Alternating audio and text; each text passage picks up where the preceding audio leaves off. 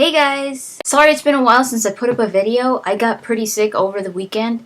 I had a bunch of problems. So one of them was muscle spasms in my neck. So it wasn't fun. But I have the information for 2 videos that I'm probably going to be filming today. Because there's pretty much just today and tomorrow to get these videos out before Skyrim, and I really want to get these out. The one that I'm going to do right now is on the divines, because it's pretty important to know about the divines. And then the next video is going to be on the races. I thought I should do the divines first, just because when I talk about the races, I talk about some beliefs in some of their religions, and I go into the divines, so I was like, I should talk about the divines first. Let me just say that this concept, this idea of the divines, what I was reading, is so interesting. It's one of the most interesting things that I've read so far for the Elder Scrolls. And you just learn so much about the world and the people that it really does help to know about this stuff. So first of all, I'm going to talk about the Aedra. The word Aedra is in the language of the High Elves. And it pretty much means our ancestors. They're one of 2 groups of the supernatural beings that people worship. So before I talk about the Aedra, I have to explain just a little thing. Before the Aedra, there were these beings that were called Aedra, which meant original spirits. These spirits were formless. They didn't have a body or anything like that. They were just roaming the universe. There are a lot of creation theories throughout the races on Tamriel. So, but they almost all incorporate the Aedra and this little story that I'm going to talk about. When the Aedra was still, it was just the Aedra. The Aedra weren't formed or anything. One of them formed an identity for itself, making itself like, an individual, like a spirit, and not just this floating essence. And this being was called Akatosh. It's said that this was the first Aedra because it was the first to have an individuality. Akatosh, he brought the concept of time, and with the concept of time in place, other Aedra started to form their own identities also, and this is how the Aedra came about. The Aedra can die, but only if you kill them. They can't die naturally, which is one of the reasons why some people on Tamriel, some races, consider them unworthy of worship because they can die. In almost all creation myths, you do pick up on certain Aedra that they all consider part of their worshipping, and one of those is Lorcan. And Lorcan is considered, especially by the elves, to be the trickster, the divine, the Aedra that was a trickster. But Lorcan was basically the one that created Nirn, the planet where Tamriel is. He was the one that created, that basically put living beings on Nirn and Tamriel. So if it wasn't for him, that wouldn't have happened. But the elves see Lorcan as a trickster, and as they don't like him because the elves actually believe, especially the High Elves, believe that they are descendants, like actual descendants of the Aedra. And because of Lorcan, they lost their immortality. They became mortal. But other races, like the humans, the human races, see Lorcan as a god. They see him as worthy of worship. They appreciate what he did because he basically created them. They see themselves as a creation of Lorcan, and while the elves see themselves as actual descendants of the Aedra that lost their immortality. So what Lorcan wanted to do was, in Elder Scrolls, there's ideas of planes. When you hear the word of a plane, it's basically it's pretty much, a plane it's an area. So when you say Nirn is a planet, it's it's synonymous with plane, planet, plane. It's the same thing, but it's just one thing. It's not like, it's kind of different. The Elder Scrolls world is different from what we understand as a universe, because our universe has planets and we share space. We're all in the same area. But in the Elder Scrolls, it's all in planes, individual planes. So Nirn is a plane, is a planet, but let's say it's just in one little box. It doesn't share the space with the other planets. Every other planet is its own plane, so that they're all in their own little areas. And the reason why is like, well, then how come on Nirn you could see the moons and you could see the planets and you could see the stars? I'll explain that in a little bit. It's actually really interesting. But Lorcan, what he was the first Aedra that said, you know what, I'm gonna create my own plane, because where the Aedra resided before they started to create the planets, before Nirn, it was their own plane, and it was called Aetherius. This is the realm of the Aedra. So this is where they were. And Lorcan was like, I'm going to create my own plane. And he started to create Nirn. He started to create this planet. And other divines, other Aedra, were like, we'll help you. So they joined in and started to help him create Nirn. But the other Aedra started to realize that while making Nirn, while making this mortal planet, or this mortal plane, they were losing their immortality. They were losing their powers. And they were like, oh my god.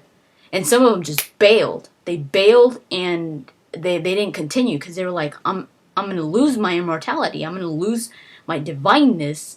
So they just left. One of the Aedra that was able to bail and save his immortality, save his divinity, was Magnus. Magnus is the god where Magica comes from. This is where your mages get magic.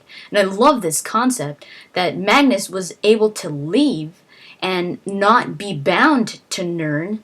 So he was able to get out of there, out of that plane, but some of his magic remained on Nirn, and so that's where mages get their magic from. That's what was left of Magnus, and they could also conjure the magic, because Magnus, when he left, he still had like a little connection with Nirn, so you could still. That's why mages could still conjure the magic directly from Magnus. Other divines, other Aedra that weren't able to bail like Magnus did, completely leave. They were able to keep their immortality, their divinity, but they were bound to Nirn. Still bound to Nirn, but they're still, more powerful than the mortals there. The Aedra that kept on working on Nirn, even though it was sacrificing their divinity, they pretty much lost their power, and they're not able to have any connection to Nirn. They can't interact with the world, because they've lost pretty much most of their power. And one of those is Lorcan. Lorcan stayed there to the end until it was done, and he died because of it, because it completely drained his power. And some say that actually the planet, the surface of Nirn, is Lorcan's body. This is where the whole idea of Lorcan's heart comes from. Lorcan's heart has to do with the Numidium. If you guys saw my previous Elder Scrolls, I talked about the Numidium, and they are powerful golems that pretty much the Dwemer, a different type of elf that is extinct now. I talked about that too in my previous Elder Scrolls. They wanted to use the heart of Lorcan as like a power source for the Numidium. So they created these tools that could control the heart of Lorcan. Like they could use it with these tools. But this didn't go well. It went bad. I'll talk a little bit more about this later, when I talk about the races. Instead of actually using the heart of Lorcan, they had to use like the mantella, which is kind of like a to replace the energy of the heart of Lorcan. But the heart of Lorcan is still part of Nirn. That's why they say that Nirn is actually Lorcan, and that's why the heart of Lorcan is still there. Others say that the other gods got so mad at what Lorcan did that these Aedra lost their divinity and all that, that they yanked his heart out and just threw it down into Nirn. So that's why the heart of Lorcan is there too. So the draining that Nirn was causing for the Aedra, their power, their divinity, this was happening to other Aedra also.